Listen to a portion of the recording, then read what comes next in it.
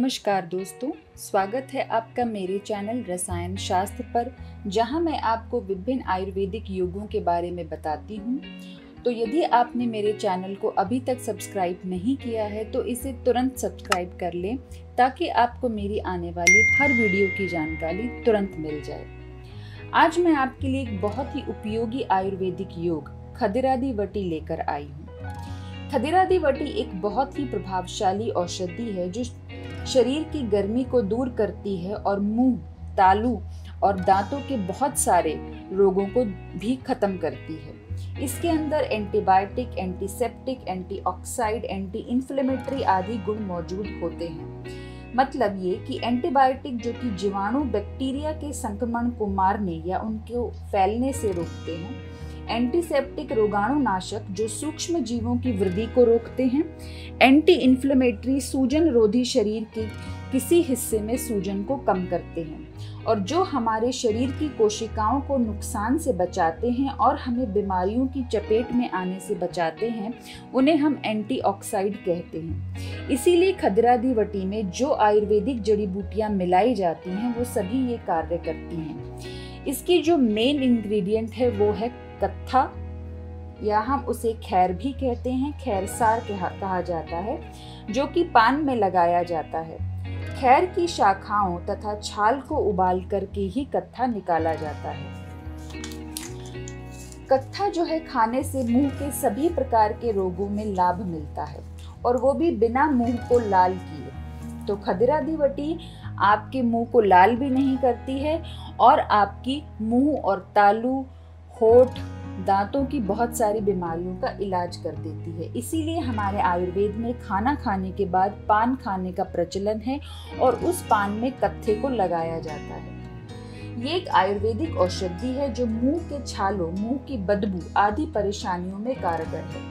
तो खदिरादि वटी का इस्तेमाल हमें उस अवस्था में करना चाहिए जब हमें ये लगे कि हमारे मुंह में पायरिया है, दांत हिल रहे हैं। मसूड़, देखिए उम्र के साथ दांत हिलते हैं, उसको खदिरादि वटी ठीक नहीं कर सकती है, समझ रहे हैं। लेकिन एक उम्र में, जब कोई जवानी की उम्र हो या 40-45 के बाद की उम्र, तब अगर आपको लगे कि किसी इन्फेक्शन की वजह से आपके दांत हिल रहे हैं तो उसमें खदिरादि वटी बहुत सहायक है।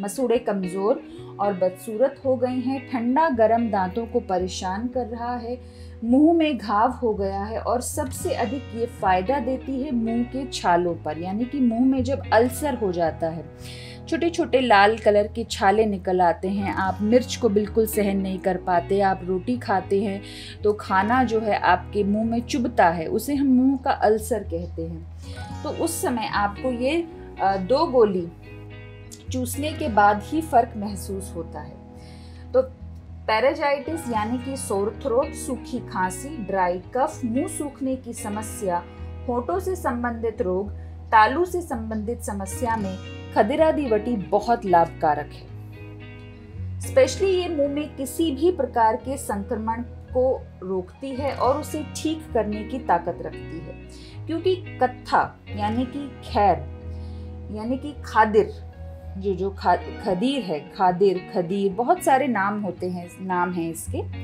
तो खदीर जो है स्वाद में तीखा और कसैला तो अवश्य होता है, परंतु मुंह से संबंधित सभी समस्याओं में ये आराम पहुंचाता है। इसीलिए आयुर्वेद में खदिरादि वटी का बेस जो है वो कत्थे को रखा गया। इसकी तासीर ठंडी होती है और खाना आसानी से पचाने के गुण होते हैं, इसीलिए यह बल देने वाला होता है। इसके अलावा कई रिसर्च में ये पाया गया कि इसमें volatile oils, carbohydrate, proteins, glycoside, saponin, flavonoid और एल्कनाइड, टेनिन ये सब पाए जाते हैं। तो इसीलिए शरीर में ये टाइप 2 डायबिटीज में भी बहुत अधिक फायदेमंद पाई गई है। तो देखिए इसका एक छुपा हुआ गुण ये भी है कि ये टाइप 2 डायबिटीज में बहुत फायदेमंद है। इससे पहले जो मैंने आपको एलादी वटी बताई थी मुंह के रोगों के लिए, वो केवल एक नॉर्मल इंसान जिसको डायबिटीज नहीं है वही ले सकता है, लेकिन खदिरादि वटी को मधुमेह, शुगर से जो पीड़ित लोग हैं वो भी ले सकते हैं और अपने मुंह के रोगों को ठीक कर सकते हैं। इसके साथ ही इसमें कपूर के जल के साथ मर्दन करके इसकी गोलियां बनाई जाती हैं, क्योंकि कपूर एक बहुत ठंडी औषधि है और एक खास तरह का रसायन है जो एक खास वनस्पति से प्राप्त होता है। शुद्ध कपूर को आसवन क्रिया के द्वारा इसके इस पौधे से हासिल किया जाता है। बाजार में 2 तरह के कपूर मिलते हैं, एडिबल कपूर और सिंथेटिक कपूर।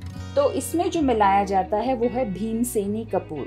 ये वही कपूर है जो कि तिरुपति बालाजी के लड्डू के प्रसाद में भी मिलाया जाता है। तो आप इसकी महत्ता को अच्छे से समझ गए होंगे कि न केवल आयुर्वेद में इसकी महत्ता है, बल्कि भगवान के चरणों में भी कपूर को प्रसाद के रूप में रखा जाता है। इसके अलावा इसमें एक बहुत ही इम्पोर्टेंट जड़ी बूटी ब्रह्मादंडी भी मिलाई जाती है। ये जड़ी बूटी अधिकतर दक्षिण भारत में पाई जाती है। परंतु आयुर्वेद में इसे 10वीं शताब्दी में इसकी एप्रोहेडेसिक प्रॉपर्टीज की वजह से इस्तेमाल किया जाता था। इसे पुअर मैन सेक्स टॉनिक भी कहा जाता है, परंतु यहाँ इसकी इस क्वालिटी की वजह से इसे नहीं मिलाया गया है। यहाँ ब्रह्मादंडी को इसके एंटी इन्फ्लेमेटरी गुण के कारण खदिरादीवटी में मिलाया जाता है, अर्थात सोर थ्रोट में ये बहुत ज़्यादा लाभदायक है। जब आपका गला दुख रहा हो तो उसमें ये बहुत लाभकारी है। इसके अलावा इसमें अतीस, जिसे कि हम अति विषा भी कहते हैं, का इस्तेमाल किया जाता है। आप इसके नाम से डरिए नहीं, इसमें कोई विष का अंश नहीं होता है। ये एक जड़ी बूटी है जो बड़ों से लेकर बच्चों तक सबकी खांसी में बहुत उपयोगी है, परंतु ये पौधा मुख्यतः हिमाचल प्रदेश के पश्चिमोत्तर भाग में ही पाया जाता है। साथ ही इसमें पुष्कर मूल, जो कि बहुत ही दुर्लभ पौधा है और मोस्टली हिमालय के क्षेत्रों में पाया जाता है, सांस की तकलीफ, सीने में दर्द की समस्या, खांसी की समस्या, ब्रोंकाइटिस की समस्या आदि रोगों के उपचार में रामबाण है। भारत में इसके निर्यात को लेकर रोक है, यानी कि आप पुष्कर मूल को भारत से बाहर नहीं बेचा जा सकता है। तो ये वटी बहुत ही इम्पोर्टेंट वटी है। इसमें काकड़ सिंगी, जो कि एक बहुमुखी औषधि है, यानी कि ये न सिर्फ रूखे कफ, ड्राई कफ को ठीक करती है, बल्कि अस्थमा, ब्रोंकाइटिस और बुखार में भी आराम दिलाती है।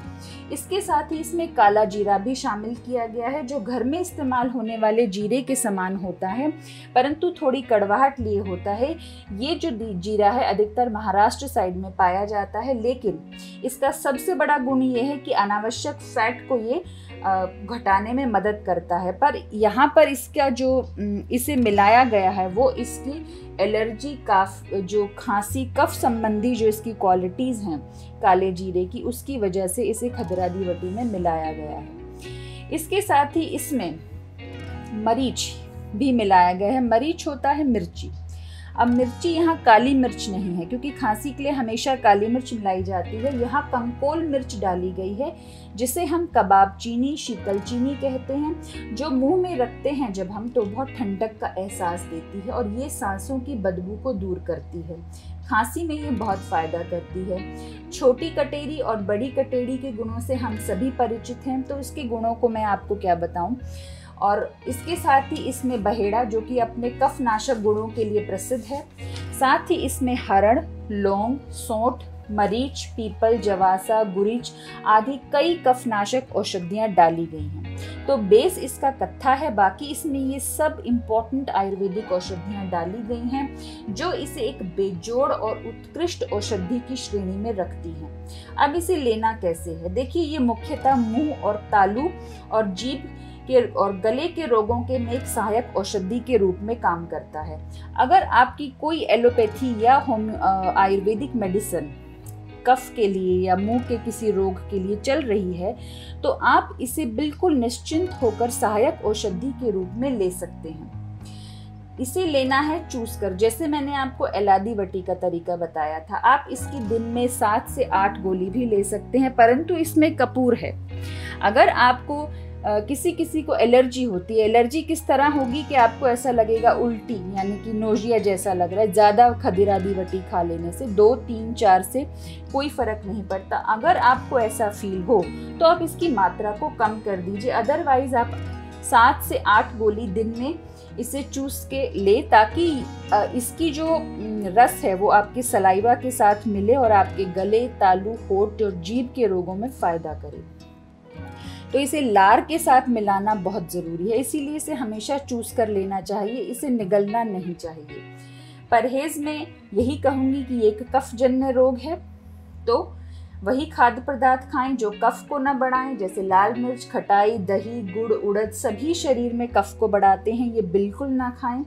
अर्थात जो कठिनता से पचने वाले गरिष्ठ भोजन हैं उनका सेवन ना करें। जब रोग ठीक हो जाए तो आप अपनी मनपसंद खाना खा लें, सुपाच्य खाना खाएं, कम मिर्च मसाले का खाना खाएं और अपने पेट को साफ रखें। छिलके वाली दाल, फाइबर युक्त खाना खाएं।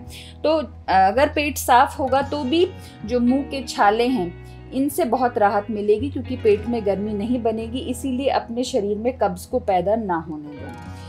तो ये जो सारी सांस संबंधी बीमारियां हैं ये कभी कभी छूने से भी फैलती हैं, तो आप किसी के भी संपर्क में आने से बचें। थोड़े दिनों तक किसी के भी संपर्क का बिल्कुल ही परहेज कर दें, तो आपके लिए बहुत बेहतर होगा। तो ये मैंने आपको जो जानकारी दी वो है खदिरा दी वटी के बारे में। ये आप किसी भी ब्रांड की ले सकते हैं, और इसमें ये अगर ये सारे इसमें आयुर्वेदिक दवाइयाँ हैं तो ये बहुत ही गुणकारी है, इसको आप ज़रूर चेक कर ले। इसीलिए मैंने आपके सामने इतना डिटेल इन सारी औषधियों का बताया है, क्योंकि खदीर यहाँ सिर्फ कत्था नहीं, कत्थे के साथ मिलकर जिन औषधियों ने या जिन आयुर्वेदिक जड़ी बूटियों ने इसे इतना गुणकारी बनाया है उसके बारे में आपको जानकारी होना बहुत ज़रूरी है। इसीलिए आप जब भी कोई भी मेडिसिन खरीदें तो हमेशा ये देखें कि उसमें क्या क्या इंग्रेडिएंट हैं। ये देखिए, इसमें आपको सारे इंग्रेडिएंट दिखाई देते हैं, तो आप ये ज़रूर एक बार चेक कर लें ताकि आपको पता चल जाए कि इसमें जो मुझे इंग्रेडिएंट चाहिए या जो मेरी बीमारी वात पित्त कफ की है वो उसके लिए सही है या नहीं है। तो इसीलिए मैं आपको इतना डिटेल वीडियो मैं आपको देती हूँ ताकि आप अपनी उस दवाई को बहुत अच्छी तरह समझें कि ये आप किस बीमारी के लिए ले रहे हैं और इसमें कौन सी औषधि है जो बहुत सहायक औषधि के रूप में आपके लिए काम करेगी। तो ये थी खदिरा दी वटी के बारे में जानकारी। दूसरी बात, इसका सबसे बड़ा गुण ये है कि ये आवाज़ को सुरीला करती है। अगर आपको ऐसी कोई बीमारी नहीं है, मुंह से संबंधित छाले, अल्सर, गले का दर्द कुछ नहीं है ऐसा, तो भी आप इसे यूं ही चूस सकते हैं। इसका स्वाद बहुत अच्छा नहीं होता लेकिन बहुत बुरा भी नहीं होता, आप इसे आराम से चूस कर ले सकते हैं। इससे आपकी आवाज़ सुरीली हो जाएगी। अगर आप संगीत सीखते हैं या आप गाना गुनगुनाते हैं या आप गाना गाते हैं तो ये आपके लिए बहुत अच्छी वटी है।